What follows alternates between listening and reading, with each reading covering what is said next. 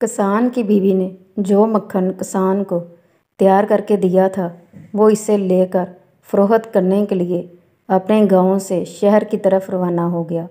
यह मक्खन गोल पेड़ों की शक्ल में बना हुआ था और हर पेड़े का वज़न 1 किलो था।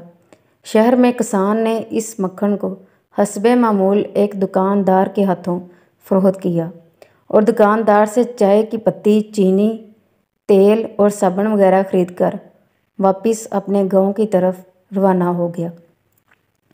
किसान के जाने के बाद दुकानदार ने मक्खन को फ्रीज़र में रखना शुरू किया। इसे ख्याल गुजरा कि क्यों ना एक पेड़े का वज़न किया जाए। वज़न करने पर पेड़ा 900 ग्राम का निकला। हैरतो सदमे से दुकानदार ने सारे पेड़े एक एक करके तोल डाले, मगर किसान के लाए हुए सब पेड़ों का वज़न एक जैसा और 900 ग्राम ही था। अगले हफ्ते किसान हस्बे साबिक मक्खन लेकर जैसे ही दुकानदार के थड़े पर चढ़ा, दुकानदार ने किसान को चिल्लाते हुआ कहा कि वो दफ़ा हो जाए।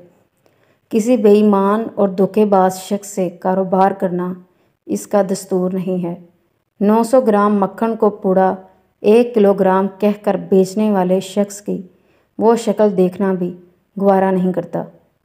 किसान ने यासियत और अफसुर्दगी से दुकानदार से कहा, मेरे भाई, मुझसे बदज़न ना हो, हम तो गरीब और बेचारे लोग हैं।